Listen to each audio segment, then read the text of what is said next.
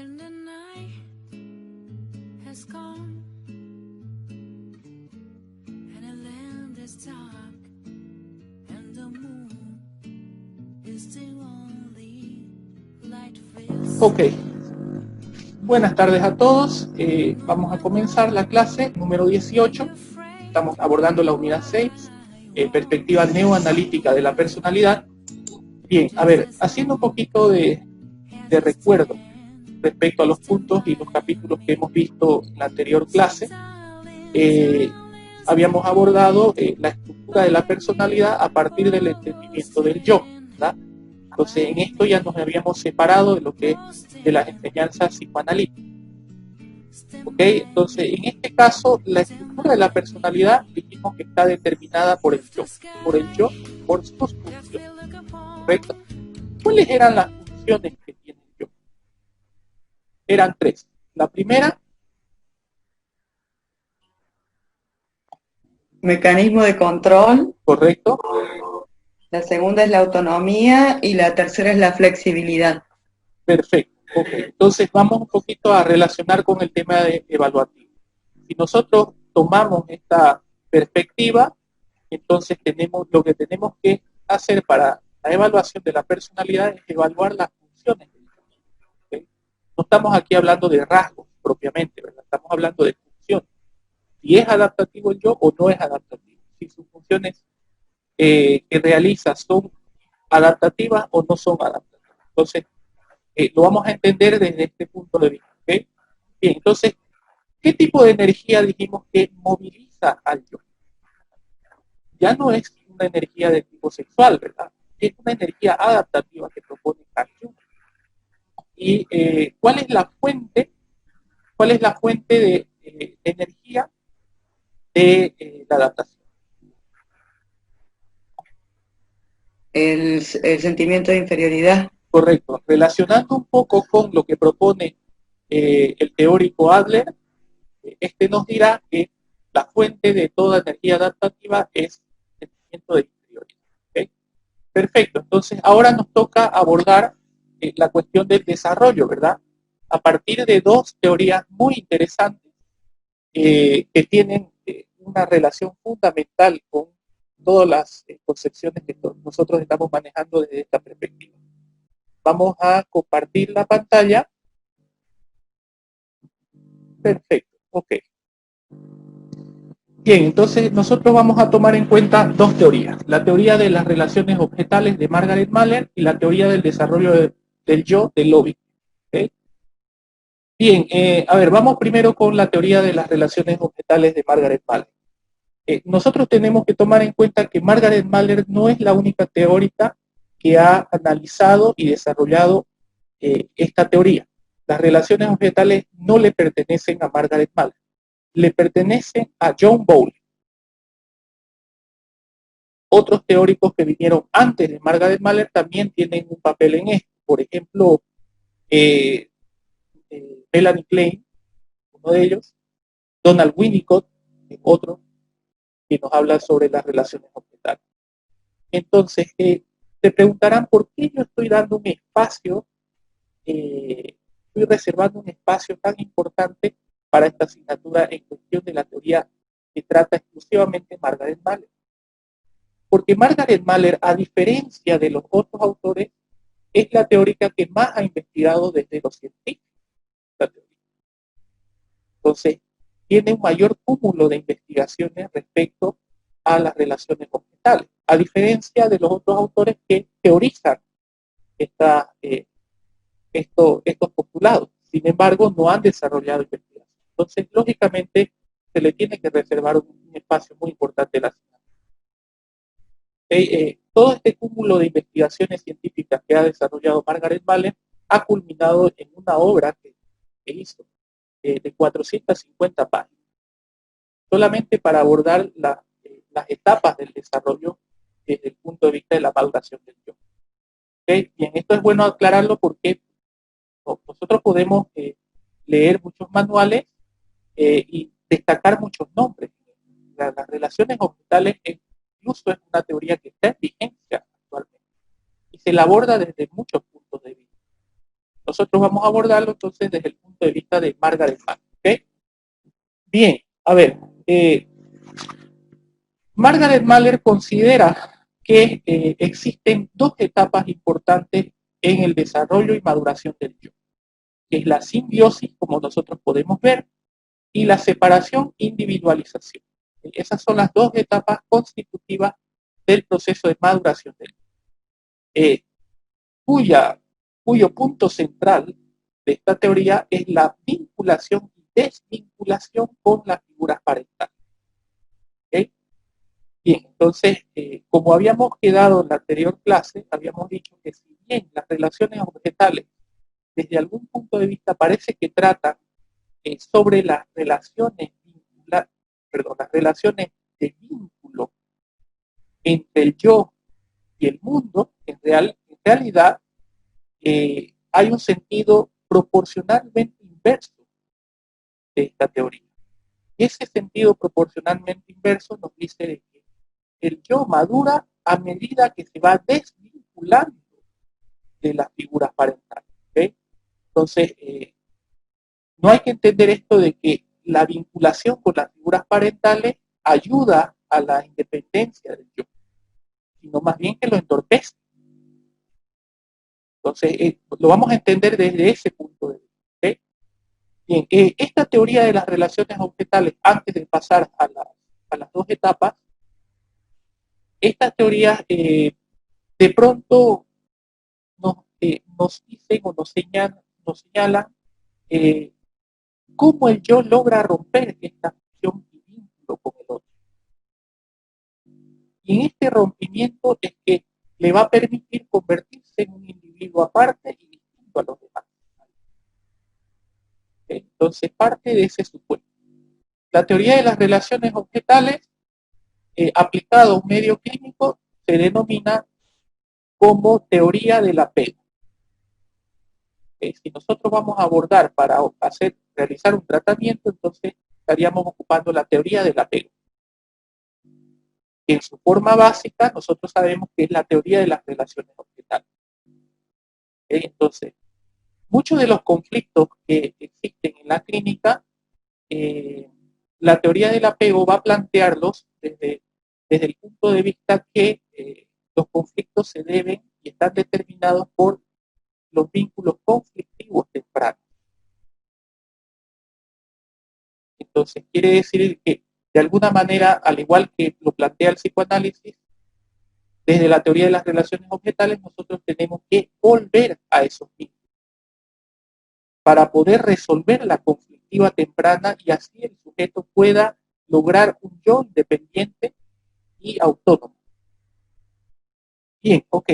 Vamos entonces con las dos etapas que propone Margaret Mahler. La primera etapa es la simbiosis, va desde el nacimiento hasta los 6 meses.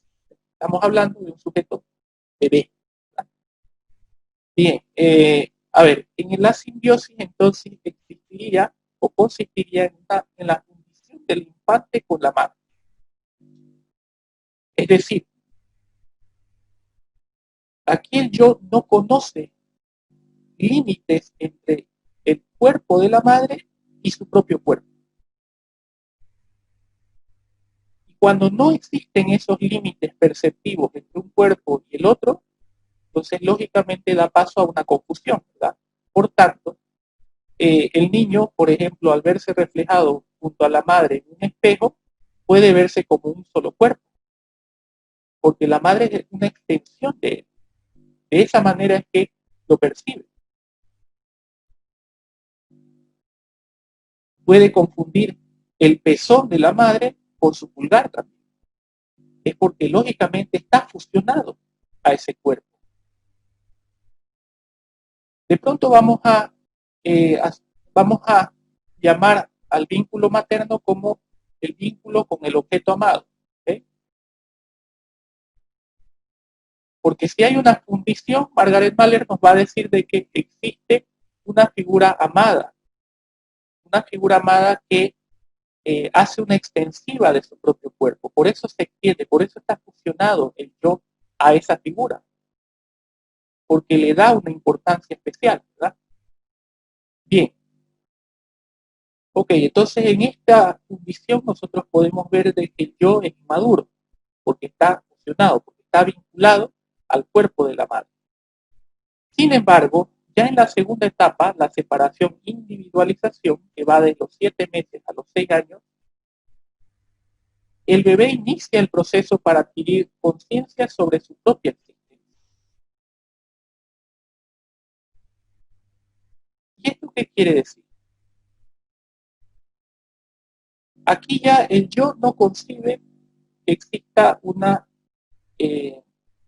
fusión entre el cuerpo de la madre y su propio cuerpo. Aquí más bien empieza una separación. Es decir, que aquí ya hay una propia identificación del yo. A medida en que existe una separación, estamos diciendo que el yo ya se identifica como un objeto aparte, ¿verdad? De la figura materna. Ya reconoce la figura materna como una figura materna, no como una extensión de su propio cuerpo. Bien, entonces Margaret Mahler ha investigado esta etapa y ha llegado a la conclusión de que en esta etapa de separación e individualización se da el primer conflicto. A este conflicto le denomina como ansiedad por separación. La ansiedad por separación se produce a partir de dos presiones que recibe el yo. La primera es el deseo de estar cerca de la madre u objeto amado.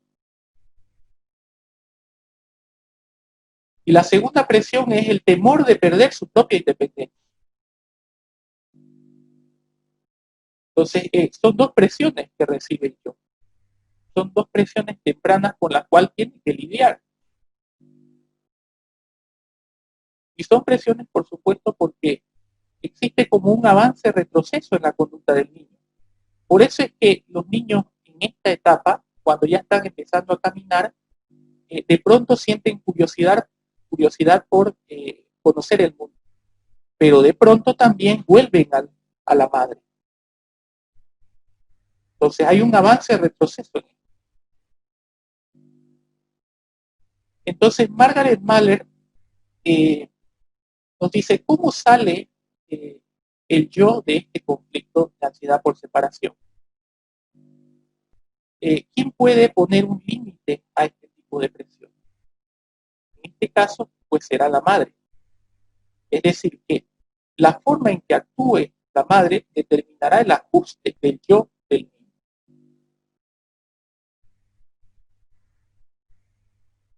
Es decir, que, por ejemplo, si la madre está siempre presente, el yo no podrá concebirse como una figura separada. Seguirán fusionados, ¿verdad? Bien, entonces vamos a hablar de dos extremos en cuanto al comportamiento, la forma de actuar de la madre, ¿ya? Pero representan los extremos, porque Margaret Mahler recomienda que nosotros nos situemos como figura de autoridad o como figura amada en el medio, en el intermedio entre estos dos comportamientos. ¿Okay? A ver, ¿qué es lo que sucede? Ante mucha presencia de la madre, el yo lo interpreta como una sumisión de ella hacia el yo. No lo interpreta como que la madre estuviese preocupada por él. Lo interpreta como que estuviese sometida a la demanda de él. Entonces, ¿qué quiere decir esto? Que ante una negativa, ante el capricho del niño, castiga a la madre. Porque el yo está considerando de que todavía está fusionado a esa figura. Entonces, esa figura, al ser una extremidad de él, debe obedecerla. Debe obedecerla. ¿Se entiende, verdad? Dentro de lo cotidiano, de la realidad del medio externo, nosotros podemos ejemplificar. En algún momento tal vez lo hemos visto. Tal vez no lo hemos percibido con mayor profundidad, pero sí hemos sido testigos de este tipo de comportamiento, de este tipo de dinámica. Por ejemplo, los niños que al recibir esa negativa de su capricho empiezan a llorar en espacios públicos. El niño está castigando a la madre. No es que llora porque solamente ha recibido una negativa, es porque castiga a la madre. Sabe muy bien que está haciendo algo indebido en un espacio indebido. Y es porque cree que la presencia de la madre es una extensión todavía de su cuerpo. Una extensión que parece ser rebelde, ¿verdad? Que no está obedeciendo la orden. Bien, por otro lado, ante la presión de dejarlo solo, es decir, presionando al niño a que logre su independencia, el niño no lo siente como una preocupación de la madre para que logre su independencia. El niño lo siente como rechazo.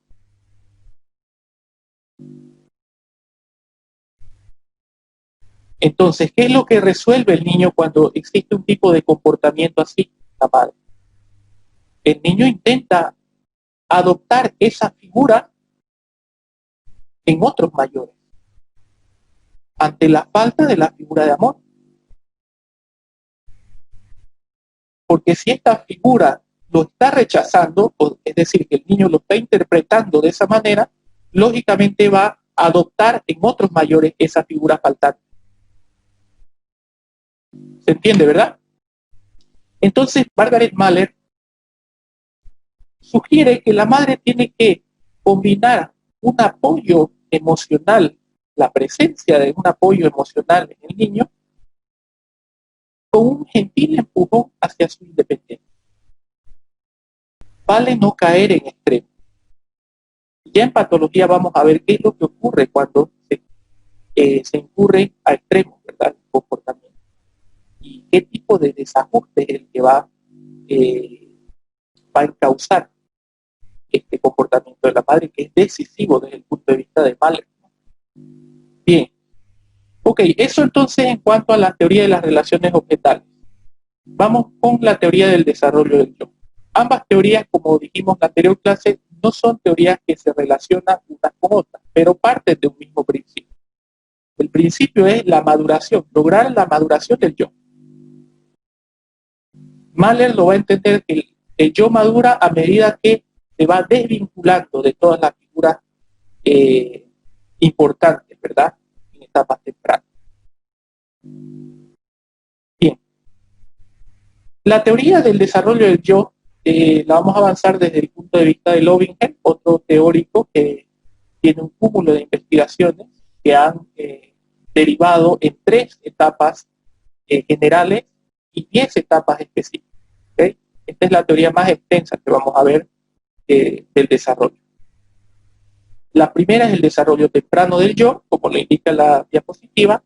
La segunda es el desarrollo intermedio del yo. Y la tercera es el desarrollo avanzado del yo.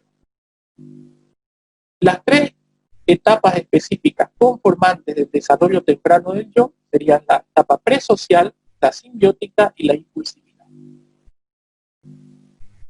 Vamos primero con la etapa presocial. Lovinger indica de que la etapa presocial consiste en adquirir la capacidad para distinguir entre sí mismo y el resto del mundo. ¿Okay? Es decir, cuando hablamos de adquirir una capacidad, estamos hablando desde el punto de vista del yo. ¿Verdad? El yo adquiere una capacidad para distinguir entre sí mismo y el mundo. Esa sería la etapa presocial. Vamos con la segunda etapa, la simbiótica. En esta etapa se constituye el proceso de desapego con la figura materna o la figura de amor. Alguien me podrá decir, licenciado, ¿cuál es la diferencia entre desapegarse del mundo y desapegarse de la figura de amor? Más o menos hacen referencia a lo mismo las 2 etapas, ¿verdad? Sin embargo, son 2 desvinculaciones diferentes. Una cosa es que yo me desvincule del mundo, de los objetos, de la realidad, y otra muy diferente es que yo me desvincule de esa figura que le he dado una importancia especial. Entonces, para que yo me desvincule de ese objeto amado, primero tengo que reconocerme como un cuerpo diferente de entre todos los objetos de la realidad. Por eso es que la presocial viene primero, porque yo me voy a reconocer como un yo separado de todos los objetos de la realidad. Y ahora que sé que soy un cuerpo separado, ahora también me voy a desvincular con lo específico, ¿verdad? Me voy a desvincular con la figura materna, con la figura de amor. Entonces hay una diferencia fundamental en esto. Bien, y la última etapa específica sería la impulsividad. La impulsividad se refiere a la liberación de todos los impulsos y todos los instintos del yo. Es decir, que aquí el mandato del yo es liberar todos los impulsos. Por eso el niño en esta etapa se torna un poco destructivo, ¿verdad? No hay lineamientos todavía. No hay normas convencionales que lo atajen. Entonces, el niño libera, está ante un mundo donde no existen las normas, no existen las reglas. Por tanto, libero todos mis impulsos y todos mis instintos. ¿Por qué lo hace el niño? Lovinger dirá que libera estos impulsos porque en ello el yo se está reafirmando. ¿Y qué está reafirmando? Reafirma su existencia, por supuesto. Es decir, que da curso a todo lo que lo integra al yo. Nosotros nacemos más destructivos que amables, desde el punto de vista de Lovinger. La amabilidad es un lineamiento que después nos dan, ¿verdad? Primero viene la liberación de los impulsos. Posteriormente ya el lineamiento moral nos dirá, bueno, esto no puedes hacer. Bien, ok, entonces esta es la forma natural que corresponde a la etapa del desarrollo temprano del yo. Es una forma natural porque Lovinger indica de que todos nosotros pasamos por estas tres etapas. ¿Okay? Sin embargo, veremos que a diferencia de Margaret Mahler no hay una edad cronológica acá. Fíjense que no existe una edad cronológica. En cambio, Margaret Mahler da ese lineamiento cronológico, esa edad fija, del nacimiento de los 6 meses, de los 7 meses y los 6 años. En el caso de Lovinger, tiene un punto muy importante que vamos a atender al final cuando estemos terminando la teoría. Un punto muy importante que el por qué no existe la cronología. ¿Preguntas hasta aquí? ¿Se entendió? Perfecto. Bien, vamos a pasar entonces al desarrollo intermedio del yo. El desarrollo intermedio del yo se constituye por la etapa específica de autoprotección, conformismo, conformista escrupuloso y escrupuloso. Vamos primero con la autoprotección. ¿Okay? Bien, aquí el niño empieza a recibir todas las normas y reglas convencionales, culturales, familiares y sociales. Hay una conexión lógica en esto, por supuesto. Porque en el momento que el niño desata todos sus instintos y todos sus impulsos destructivos o no destructivos, inmediatamente recibe la ley por parte de las figuras parentales. Ese sería el desarrollo natural del yo. Por supuesto que sabemos que no siempre pasa. Es correcto que no siempre pasa, porque eso depende de cuáles son los valores y la importancia que le da las figuras parentales al niño. Pero estamos hablando desde el punto de vista de la normalidad, ¿verdad? Acá, entonces, un yo funcional provendría de justamente el desarrollo natural de estas etapas. Bien, entonces en la autoprotección el niño recibe la ley. Es decir, todo ese conjunto de normativas convencionales, culturales, sociales y familiares. Entonces, ¿por qué Lovinger le denomina autoprotección a esta etapa? Porque en el momento que recibe la ley, el yo inmediatamente se autorregula. Entonces, aquí no estamos hablando de que la ley para el yo, en esta etapa, tiene un sentido moral ni ético. Aquí la ley se recibe y se internaliza. ¿Por qué? Porque hay una necesidad de evitar el castigo. La ley se forma a partir del castigo, desde el entendimiento del yo en esta etapa. Quiere decir que para evitar ese castigo, entonces va a cumplir con la ley del yo.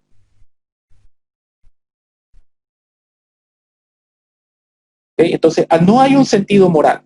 Aquí no hay un sentido. El yo no tiene una moralidad, no tiene una ética. No dice, voy a seguir la norma, ¿por qué? Porque hay un beneficio que otro va a obtener. No. Aquí es simplemente para evitar el castigo. Y la ley se instaura de esa manera, cuando existen figuras parentales. Bien, vamos con el conformismo. Bien, el conformismo entonces está determinado aquí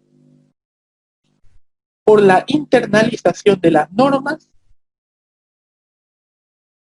pero ya no cumplen ese sentido de evitar un castigo.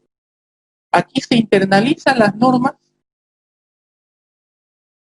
debido a la aceptación social. Es decir, si es bueno para la mayoría, entonces internalizo la norma. Si la mayoría lo sigue, entonces también yo lo voy a seguir. También es correcto para mí. De esa forma lo razona yo, la norma en esta etapa. Entonces aquí tampoco cumple un sentido ni moral ni ético la norma. Aquí si es bueno para el grupo, también es bueno para mí. Y se internaliza la norma que es conveniente para ese grupo. Por eso es que el sentido que adopta el yo respecto a la norma es de pura aceptación social. Vamos con la siguiente etapa, conformista escrupuloso. Fíjense que la etapa que viene después del conformista escrupuloso es el escrupuloso, ¿verdad? Y el anterior a esta etapa es el conformismo. Entonces quiere decir que hay una limitante acá. Hay un entremedio del yo. Hay un entendimiento producto de las actitudes del conformismo todavía, y también hay actitudes nuevas que responden a la escrupulosidad. Entonces está en la línea media. Ahora vamos a ver por qué. Bien. Conformista escrupuloso. Aquí el niño adopta también las normativas, internaliza esas normativas que son aceptadas por el grupo. Entonces estamos diciendo que hay todavía actitudes conformistas. Sin embargo, también hay actitudes de escrupulosidad, porque el yo empieza a cuestionar la norma que está siguiendo. Empieza a ver determinadas excepciones en esa norma, que la norma no había sido tan perfecta. Es decir, que existen límites en la aplicación de estas normas. Eso le da una especie de escrupulosidad todavía al yo. Es decir, que está ya pasando a la siguiente etapa. Pero ¿por qué todavía tiene actitudes conformistas? Porque sigue haciendo caso a las normas. Las cuestiona, pero sigue adoptándolas. Es un intermedio desde el punto de vista del Loving. Entonces quiere decir de que sabe que existen excepciones en las normas, las cuestiona, las normas saben que no son perfectas, pero también decide seguirlas. Por eso es que está entre la línea media entre el conformismo y la escrupulosidad. Vamos a la escrupulosidad ahora, o la etapa de escrupuloso. Bien, ya en esta etapa, el yo internaliza todas las normas que tengan sentido para él. Ya no para el grupo, ya no por la evitación de un castigo, y no solamente se queda en cuestionar la norma, sino que va a aplicar las normas que tengan sentido para él. Esta es una actitud del yo completamente escrupulosa, a diferencia de la limitante que había en la anterior etapa. ¿Y por qué pasa esto? Porque en la etapa escrupulosa el yo razona la norma desde su complejidad. Es decir, que las cosas son complejas. No son ni buenas ni malas. Las personas no son buenas ni malas. Tienen un poco de ambas. Hay un razonamiento superior en esto. Y en ello es que adopta ya una ética. La norma adopta una ética. Internaliza todas las normas que tengan de alguna manera un sentido para él, desde la complejidad de la norma. ¿Okay? Bien. Ok, entonces hasta aquí quedamos. La primera parte vamos a continuar en 5 minutos. ¿Ok? Perfecto, nos vemos en 5 minutos.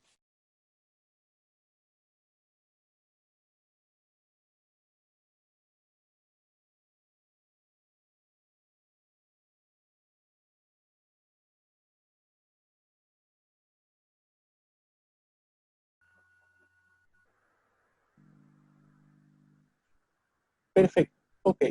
Antes de continuar, ¿alguna pregunta hasta aquí? Ok, vamos entonces a pasar a la tercera etapa general, desde el punto de vista del lobby, que sería el desarrollo avanzado del yo. Esta etapa se constituye por las etapas específicas de individualismo, autonomía e integración. Bien, vamos con el individualismo. ¿Okay? En esta etapa, el yo adquiere, vamos a decir, una fortaleza de individualidad. ¿Esto qué quiere decir? Que tolera las diferencias con los demás. Es decir, que no solamente está ensimismado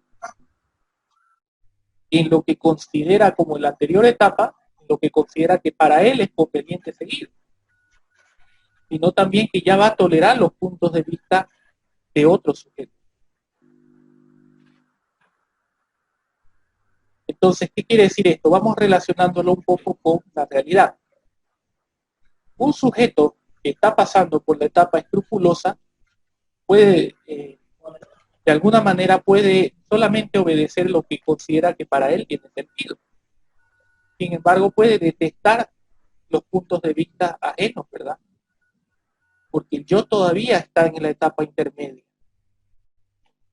No está todavía en el sentido de tomar en cuenta los criterios o los puntos de vista ajenos. Está ensimismado todavía.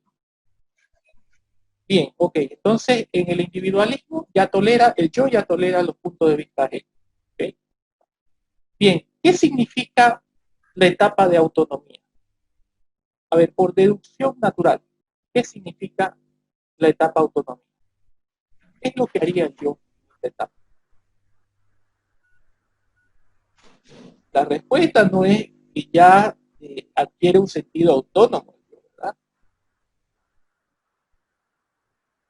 ¿Qué significa? ¿Qué pregunta se puede hacer el yo? ¿Alguien? Aquí el individuo reconoce o el yo reconoce su propia autonomía, es decir, su propia independencia. ¿Puede ser que se llame autonomía porque marca sus propias normas? No, porque en el escrupuloso ya está internalizando lo que para él tiene sentido. Quiere decir que ya está marcando sus propias normas. ¿Qué es lo que posiblemente nos plantee Lovinger en la etapa de autonomía?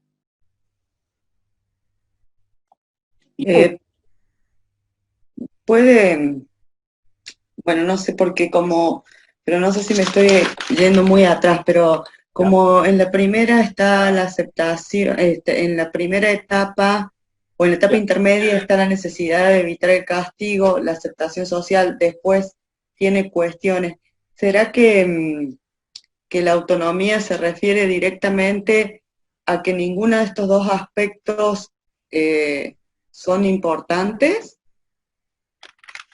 A ver, si intentamos nosotros relacionarlo con la anterior etapa, ¿qué es lo que nos plantea?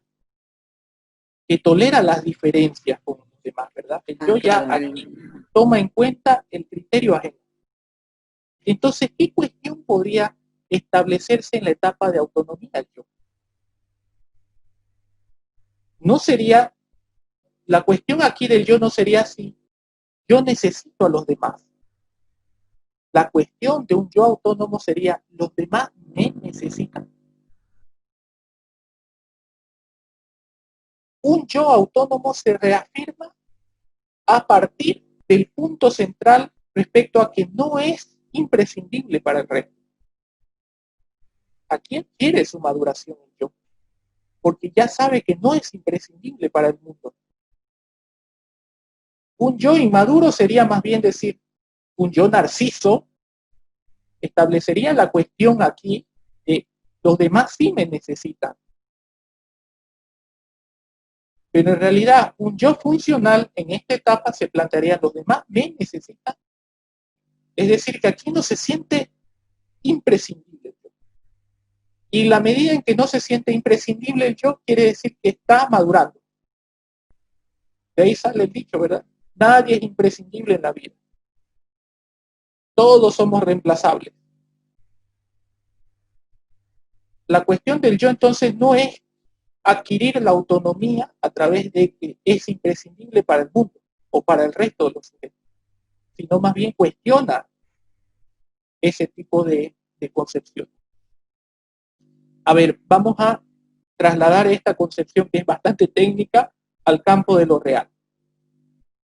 Suponiendo que nosotros estamos estudiando para un examen final, ¿okay?, que depende de nuestra carrera de ese examen, y recibimos en la noche una llamada de nuestro mejor amigo que nos dice, acaba de fallecer mi bisabuelo. Nosotros dejamos los libros y nos vamos directamente allá a darle un apoyo a nuestro mejor amigo. ¿Cómo se plantearía este problema el yo desde esta etapa de autonomía? El yo se plantearía, ¿será que mi amigo necesita este apoyo? Pero si es su bisabuelo, ¿qué tipo de relación tenía con su bisabuelo? No tenía muy buena relación, entonces yo soy prescindible en estos momentos para él. Me voy a enfocar primero en lo mío. ¿Se dan cuenta, verdad? Estamos tratando de sacar la concepción que a veces no se entiende, porque la concepción es abstracta, al campo de lo real. La cuestión que el yo va a enfrentar desde una posición de autonomía. En cambio, un yo que no es maduro en ese sentido, diría, bueno, me voy, ¿qué me importa lo mío? Total, mi amigo necesita ese apoyo porque yo soy imprescindible en su vida. Él no puede vivir sin que yo esté presente ahí en esos momentos. Entonces, Lovinger nos va a plantear la visión de autonomía del yo a partir de esa cuestión de ser prescindible o no ser prescindible en otro sujeto. ¿Okay? ¿Se entiende hasta aquí? ¿Alguna pregunta? ¿Ninguna? Perfecto. Ok, vamos entonces con la integración.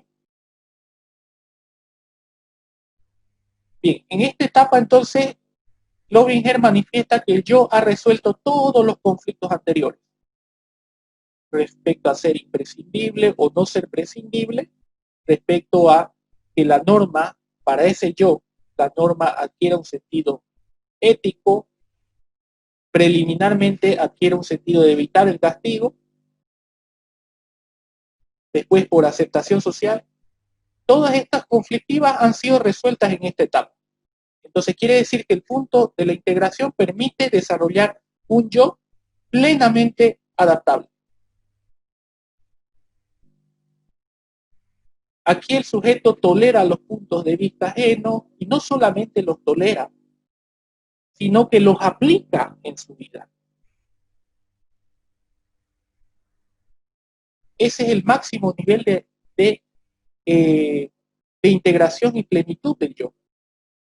Cuando el yo no solamente dice, bueno, esto me parece que tiene sentido esta norma, pero no la voy a aplicar, no, sino que si tiene sentido también la aplica.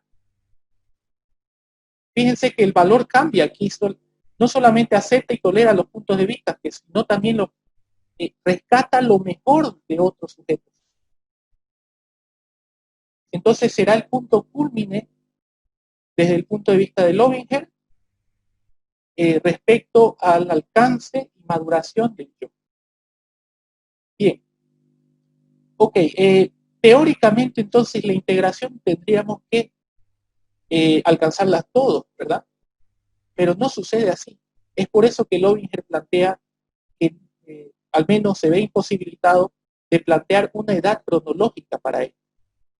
Si nosotros estudiamos a fondo cada una de las etapas y vamos identificando qué posición está el yo de los sujetos, en los amigos, en los familiares, nos daremos cuenta que hay personas de 40 años que siguen en la etapa simbiótica, mientras que otras personas que tienen 20 años ya están alcanzando la integración. No hay una edad fija para esto. Entonces, ¿de qué depende? Nos dirá Lovinger. Lovinger nos planteará que depende de las experiencias del yo, de la toma de decisiones del yo, de colocarse en un conflicto e intentar resolverlo. Es el impulso básico que debe tener el yo para poder salir de esas conflictivas y poder alcanzar su plenitud.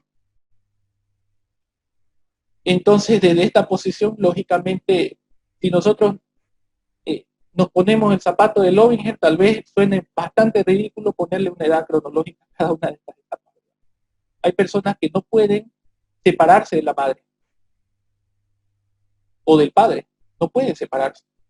Nosotros fácilmente podríamos identificar que se encuentran todavía en la etapa simbiótica y que le genera conflictos. Su yo es un yo que no es adaptable, no está desvinculado de esas etapas. Y fíjense, no está desvinculado de esas figuras que nosotros tendríamos que habernos desvinculado desde una edad temprana. Desvincularse no quiere decir perder el cariño, por supuesto. No estoy hablando de perder el cariño. De la misma forma que si nosotros planteamos lo que ocurre en una etapa de duelo, nos daremos cuenta que lo que determina Lovinger es absolutamente lógico. En algún momento yo he escuchado alguna conferencia que nos indica para resolver el tema del duelo nosotros tenemos que olvidar. No, incorrecto. No podemos olvidar a nuestro ser querido. Lo que debemos hacer es separarnos de ese significado doloroso y recordarlo con cariño. Es muy diferente. Una persona ha podido superar su etapa de duelo en la medida no que olvida al familiar, sino que se separa de esos sentimientos y emociones dolorosas que implican su muerte. Entonces empieza a recordarlo en vida. Y en eso se habrá separado o habrá resuelto el tema del duelo. Lo mismo vamos a aplicar acá. No se trata de desvincularse desde el punto de vista de Lovinger, también de Mahler, no implica el hecho de perderle respeto ni perderle cariño. Simplemente es ya no verse proyectados como si fuese un solo cuerpo, sino como dos cuerpos diferentes que sienten cosas diferentes, que creen en cosas diferentes. De eso se trata la desvinculación que nos proponen ambos autores. ¿Okay? Por eso es que parten del mismo principio. Bien, ok, entonces creo que acá vamos a quedar. El tema de patología lo vamos a abordar en la siguiente clase. Es un poco largo, así que no quisiera dejarlo incompleto ese capítulo. ¿Okay? Es muy interesante también y lo podemos aplicar en el medio clínico organizacional, lo que propone la teoría de Horney respecto a la patología. ¿Okay? Bien, ¿alguna pregunta antes de cerrar la clase? ¿Se entendió? ¿Está claro? Perfecto, ok, bien. Entonces nos vemos el día lunes, ¿verdad? Ok, bueno, que tengan linda noche y cuídense mucho. ¿Okay? Nos vemos el lunes. Igualmente. Ok, bueno, hasta luego. When the night has gone and the land is dark and the moon is still